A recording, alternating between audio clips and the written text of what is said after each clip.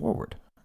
I feel like if I apologize, they're going to use that to justify this poor decision that they're making and supporting his bad behavior and his ego. So I knew that they had these tapes because they had been blackmailing me with the tape of me yelling at Newman since October of 2017. And who is Newman for the audience, by the way? Newman was the first AD. Okay. And for anyone who's not familiar with the industry, it's the assistant director, but essentially their job is to kind of wrangle the cast, get everyone where they need to be, whether it's the actors, whether it's the crew, getting everything quiet. They're the ones that say, guys, we're rolling. And a lot of times they're the ones that actually call action because sometimes Video Village, which is where the director kind of views what's happening through the camera. It's so far away. It's so far away. And we had two different ADs when they would rotate each episode. So one would be prepping while the other one was shooting and vice versa. So they would kind of rotate.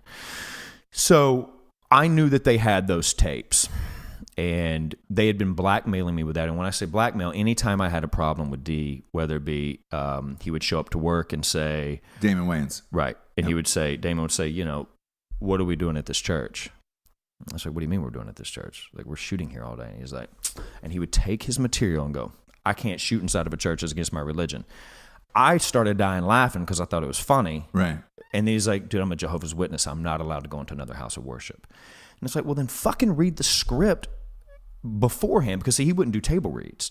So there was no way for us to get an indication of what worked and what didn't work and what he would do and what he wouldn't do. So we would have to find out on the day. So he would just say, I'm going home. And they would look at me and go, you got to memorize all his shit.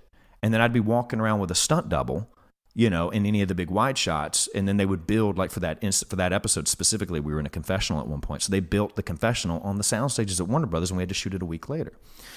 So This kind of shit would come up all the time, right? And I would go and I would complain. Well, once they had that tape, anytime I complained, it's like, this will come out and it will ruin your career.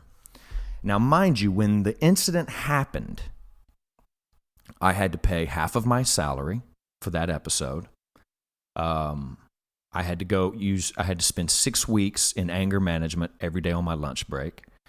And I had to be escorted to and from set, from my trailer to set, by a security guard.